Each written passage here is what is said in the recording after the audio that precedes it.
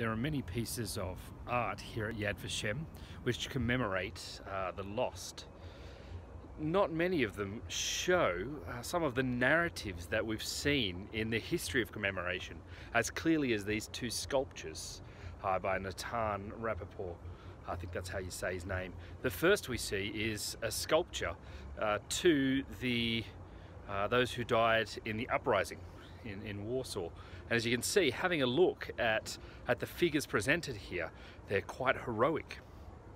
They're almost Greek in character. We see them all muscly, we see them looking up into the distance. They're heroic figures.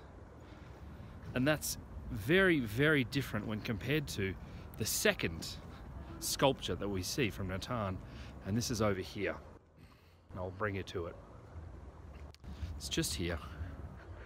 And what we see here is that second narrative. This is a narrative that was believed by so many people. It's this here. We see instead those who didn't fight in the uprising looking very much more Jewish, but also just walking like lambs to the slaughter. We see things like the Torah there. We see children, all heads bowed, walking without any fight.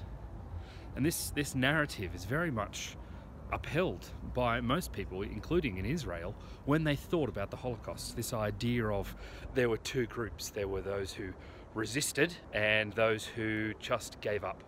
And it was incredibly kind of sad to think about.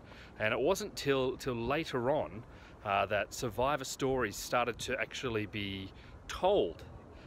And one of the key parts of that was Adolf Eichmann, his trial in 1960, when Israelites heard kind of for the first time the testimony, the official kind of testimony of more than 100 survivors that spoke at his trial. And people started speaking, and people started realizing this is a false narrative. That in fact so many people who died during the Holocaust did resist. That resistance isn't just physical. Resistance can be spiritual, resistance can be cultural. If the Nazis were seeking to dehumanize the Jews, many Jews resisted in this. Many Jews continued to practice their religious traditions at the risk of death if they were discovered. Many Jewish people taught their children at the risk of death if they were discovered. And so it's this idea of, and it's a really clear picture from a historiographical point of view, that history used to be two types of Jews. Now that picture's much more broad.